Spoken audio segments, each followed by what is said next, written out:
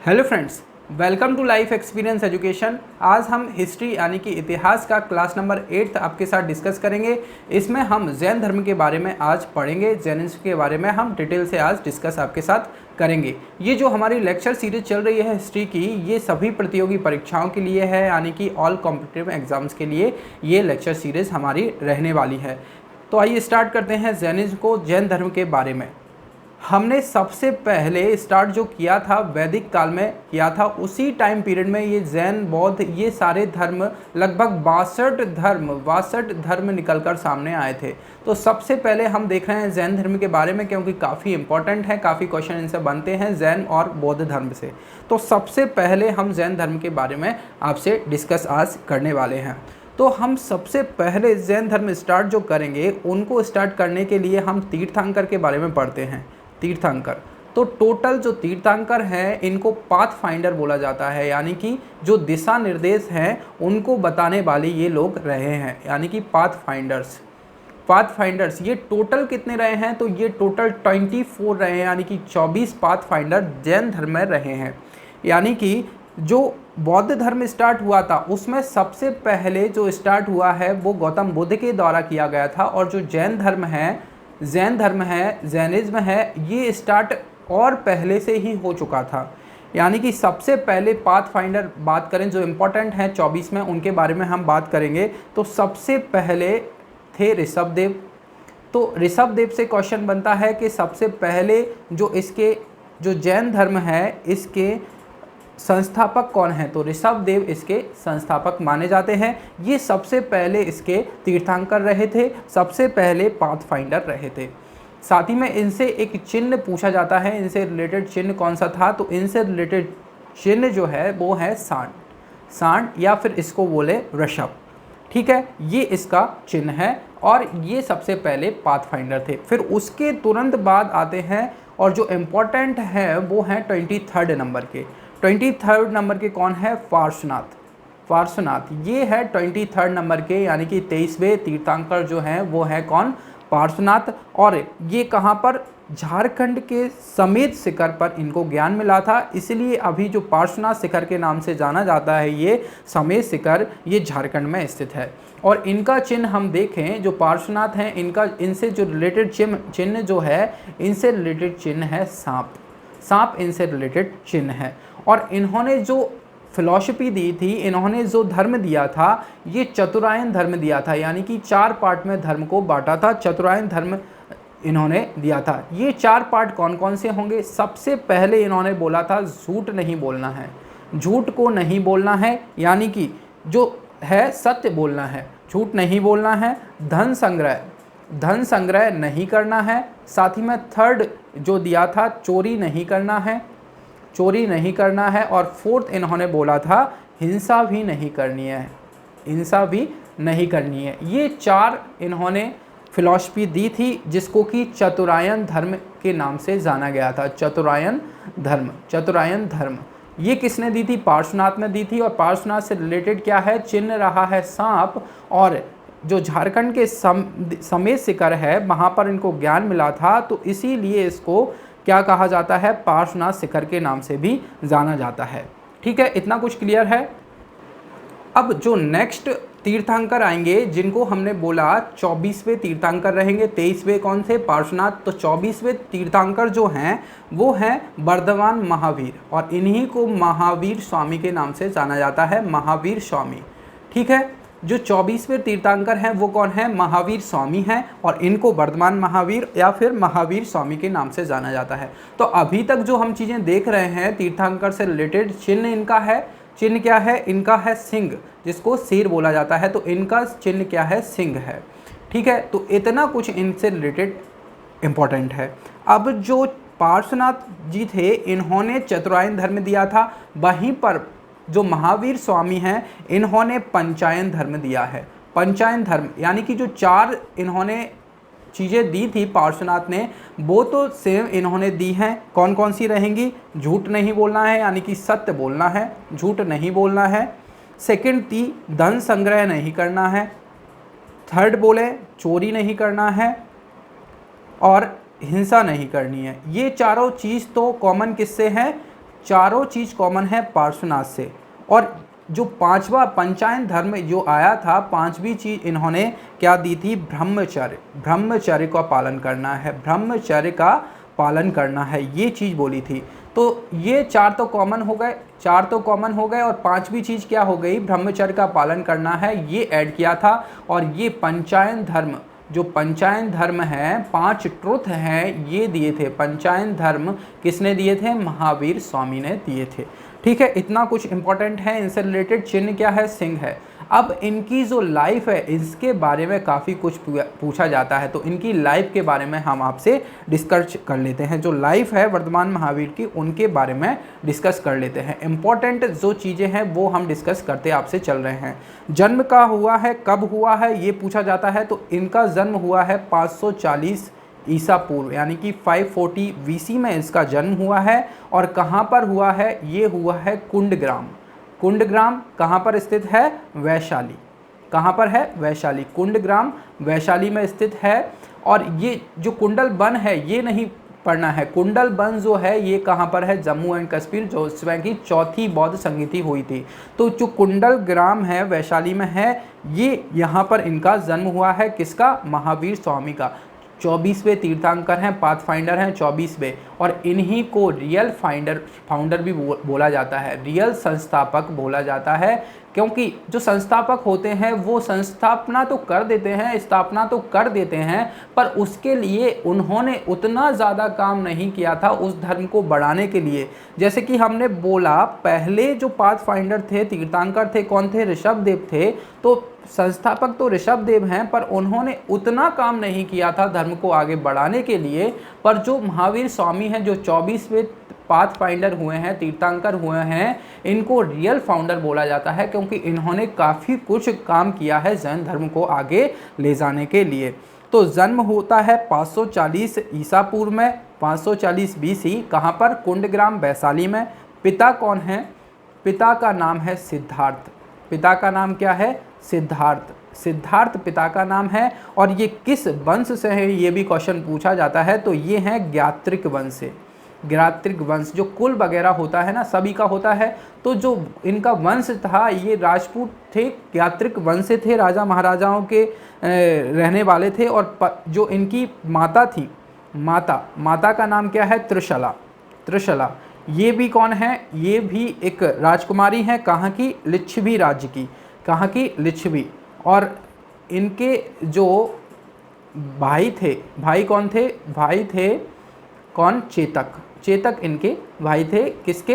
त्रिशला के। तो इनकी माता का नाम है त्रिशला, पिता का नाम है सिद्धार्थ, जो कि ज्ञात्रिक वंश थे। अब पूछा जाता है पत्नी का नाम, तो पत्नी है इनकी कौन? यशोदा। यशोदा पत्नी है, कंफ्यूज नहीं होना, यशोधरा अलग है, यशोदा अलग है। तो यशोदा जो पत्नी है, ये किसकी है? महावीर स्वामी की है यशोदा पत्नी। साथ ही में बेटी इनकी है, बेटा नहीं है, बेटी क्या है?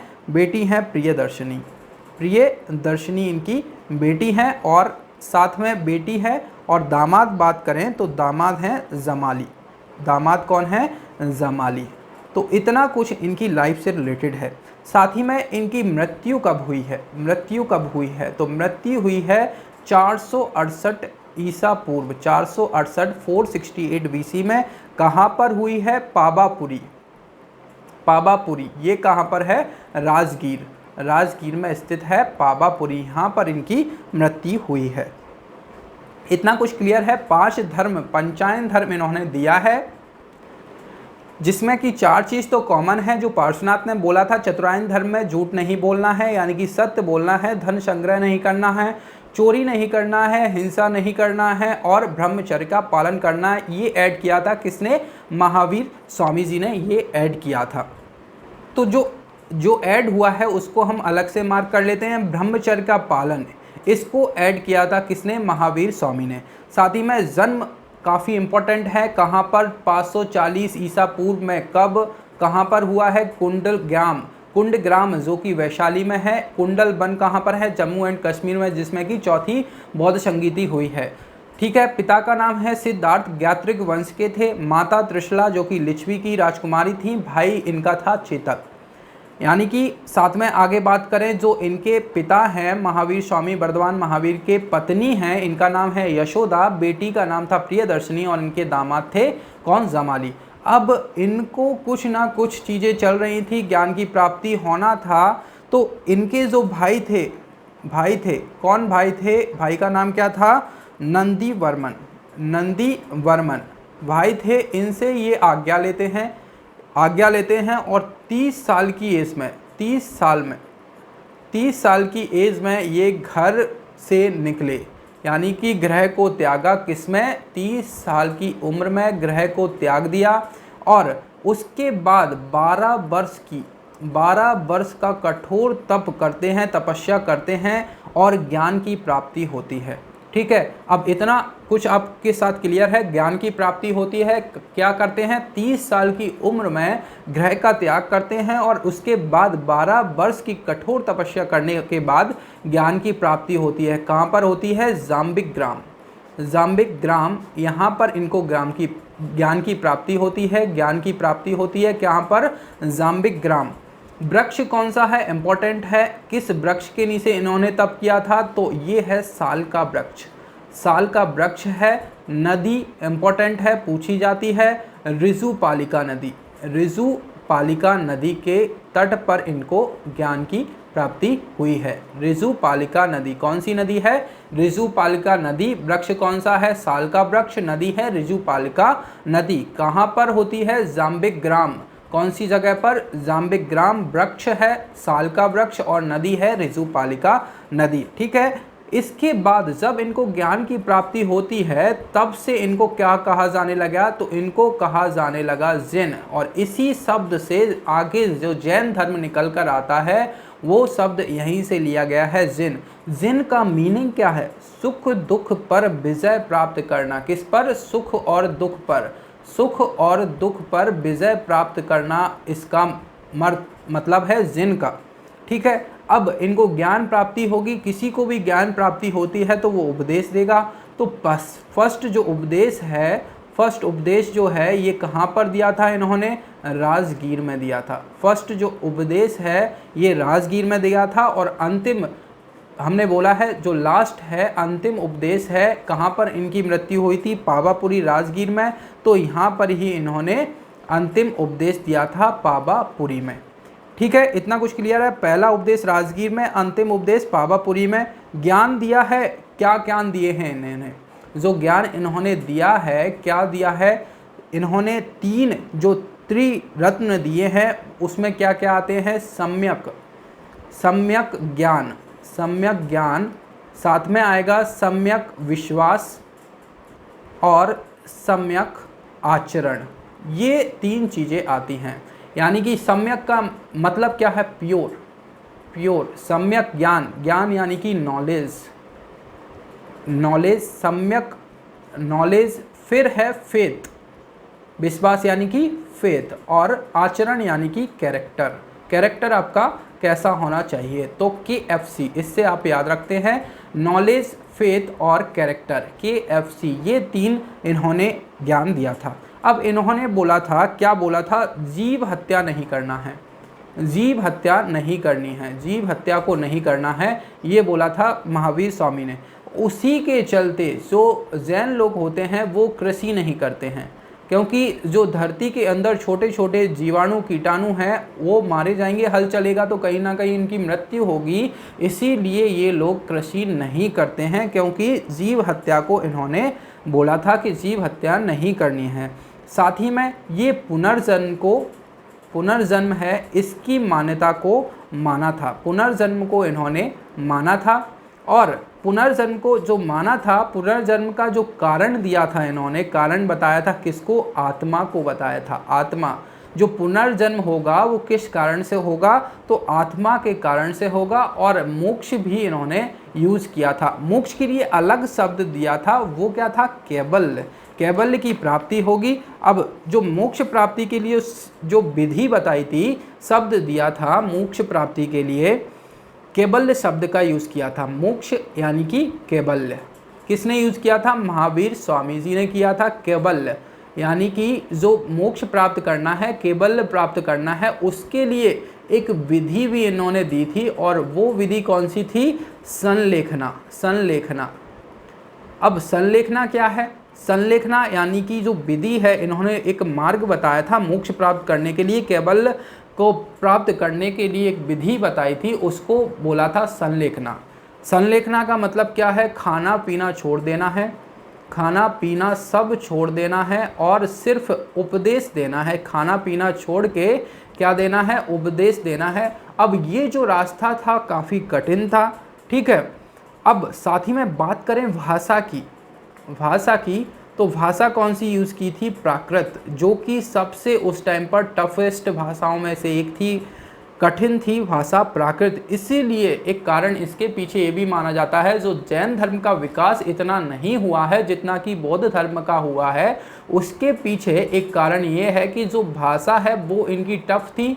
साथ में एक और कारण बताया जाता है, क्योंकि जो ब्रह्मचर्य ये पंचायन धर्म दिया था, तो ब्रह्मचर्य बोला था, तो सबको ब्रह्मचर्य का पालन करना उतना टफ लगता था, इसीलिए भी इतना ज़्यादा जैन धर्म आगे नहीं बढ़ा था। और साथ में एक और कारण देखें तो इसके पीछे जो मोक्ष है, केवल्य है, इसके पीछे इन्होंने एक विधि बताई थी, मेथड बताई थी, संलेखना, यानी कि खाना पीना छोड़ के उपदेश देना। तो ये भी बहुत टफ था, खाना पीना छोड़ के सब काम करना, ये भी टफ था। एक रीजन ये भी बताया गया है, जो रीजन है ब्रह्मचर्य, भाषा है, ब्रह्मचर्य ना कर पाना, भाषा इतना टफ ना बोल पाना, संलेखना विधि ना कर पाना, ये सब चीज़ें कारण बनती हैं किसका?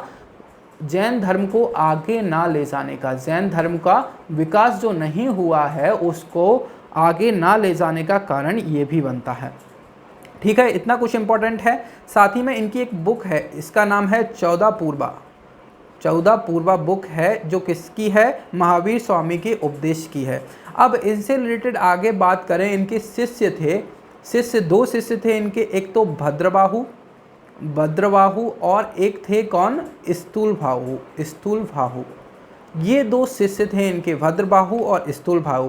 तो अब क्या, जो मगध का एरिया है, वहाँ पर ये निवास कर रहे थे, मगध वाले रीजन में, और 12 साल का यहाँ पर अकाल पड़ता है, 12 वर्ष का अकाल पड़ता है मगध में अकाल पड़ने से क्या होता है? भद्रबाहु जो है मगध को छोड़कर चले जाते हैं, और स्थूलबाहु हैं वो यहीं पर रुक जाते हैं। भद्रबाहु कहाँ चले जाते हैं? कर्नाटका साइड, जो कि इनके जो अनुयायी थे, चंद्रगुप्त मौर्य जो इनके अनुयायी थे, वो इनको साथ में लेकर चले जाते हैं, और इन्होंने जो संलेखना मेथड अपनाई थी वो करते हैं, और वही करते हुए इनकी मृत्यु हो जाती है। जो चंद्रगुप्त मौर्य हैं, इनकी मृत्यु हो जाती है। कहाँ पर हो जाती है? श्रवणबेलगांव एक जगह है, वहाँ पर इनकी मृत्यु हो जाती है। कहाँ पर है? कर्नाटका में ही है। अब जो 12 वर्ष का अकाल पड़ता है, इसमें क्या होता है? भद्रबाहु तो चले जाते हैं, अब इनके साथ कुछ अनुयायी होंगे और स्थूलबाहु के साथ कुछ अनुयायी होंगे। तो जो भद्रबाहु हैं इनके साथ चले जाते हैं, स्थूलबाहु के साथ कुछ लोग यहीं पर रुककर सामना करते हैं उस चीज़ का। अब भद्रबाहु जो 12 साल का अकाल पड़ा, उसके बाद आए तो देखा, क्योंकि पहले जो थे ये वस्त्र नहीं पहनते थे, वस्त्रों को भी त्याग किया था, इस कारण से भी लोग इनसे जुड़ नहीं पाते थे, क्योंकि वस्त्र त्यागना इतना आम बात नहीं रहता है सभी के लिए, तो वस्त्र त्याग देते थे। अब क्या हुआ, 12 साल बाद ये वापस आते हैं भद्रबाहु लौटकर मगध की तरफ, तो देखते हैं जो स्थूलबाहु हैं और उनके अनुयायी हैं वो सफ़ेद वस्त्र धारण किए हुए हैं। उसके पीछे कारण जानने की बात आती है, तो उन्होंने क्या किया होगा, अब अकाल पड़ा होगा तो चीज़ों को बचने से इन्होंने सफ़ेद वस्त्र धारण किए होंगे, गर्मी से बचने के लिए, सब चीज़ें करने के लिए। तो इनमें जो धर्म है, जैन धर्म है, एक तो बट जाता है, यानी कि जिस चीज़ के लिए इन्होंने अलग से धर्म बनाया था उस चीज़ को पूरा ना कर ये जैन धर्म दो पार्ट में बढ़ जाता है, दिगंबर और श्वेतांबर। यानी कि जो भद्रबाहु के अनुयायी थे वो दिगंबर हो गए, और श्वेतांबर यानी कि स्थूल बाहु के अनुयायी जो श्वेत वस्त्र पहनने लग गए थे उनको श्वेतांबर बोला जाने लग गया। साथ ही में जैन धर्म में एक और चीज़ की गई थी। जैन धर्म में स्त्रियों का सम्मान उतना नहीं हुआ था जितना मिलना चाहिए। इन्होंने कहा था स्त्रियां जो हैं कैबल्य प्राप्त नहीं कर सकती हैं, यानी कि मोक्ष प्राप्त नहीं कर सकती हैं। तो ये भी एक कारण रहा था। और विरोध क्या क्या हुआ था, देखिए विरोध इन्होंने क्या क्या किया था। मूर्ति पूजा नहीं करेंगे, है ना। मूर्ति पूजा बाद में जाकर ये लोग फिर वो ही करने लग गए।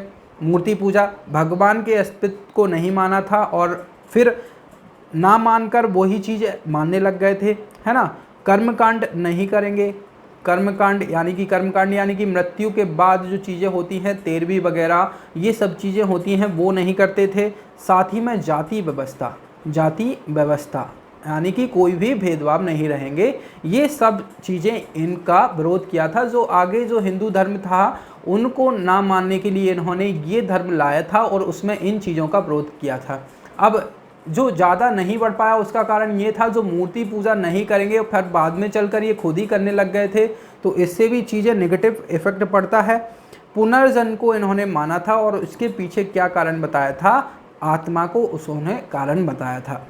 ठीक है, अब एक और चीज़ आती है मल्लिनाथ। ये है मल्लिनाथ जो है ये है 19वीं तीर्थंकर, 19वीं। अब इसके पीछे भी एक कारण बना है। इन्होंने कहा जो महिला थी, इन्होंने कहा कि जो तीर्थंकर हैं मल्लिनाथ श्वेतांबर मानते थे इनको जो श्वेतांबर थे ये क्या मानते थे, इनको महिला मानते थे।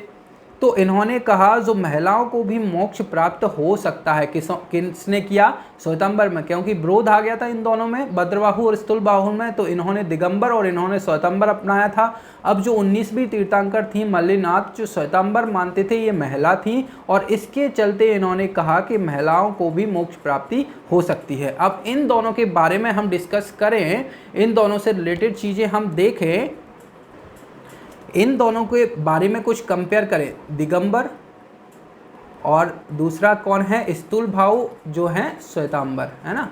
श्वेतांबर स्थूल यानी कि रुक गए थे, स्थिर थे, रुक गए थे, है ना। तो ये दोनों चीज़ें डिवाइड होती हैं। अब इन दोनों में अंतर क्या है, देखिए ये लोग वस्त्र का त्याग करते हैं, वस्त्र नहीं पहनते हैं, ये पहनते हैं, सफ़ेद वस्त्र धारण करते हैं। ठीक है, श्वेतांबर हैं, सफ़ेद वस्त्र धारण करे हैं। फिर बात करें और क्या डिफरेंस है, भोजन इम्पॉर्टेंट है। भोजन इन्होंने बोला था भोजन को त्याग देना है, किसके लिए, मोक्ष प्राप्त के लिए, कैबल्य के लिए। संलेखना विधि बताई थी, तो भोजन को त्यागना है, खाना पीना छोड़ के उपदेश देना है। पर इन्होंने माना था क्योंकि जीवित रहने के लिए भोजन को इन्होंने अपनाया था।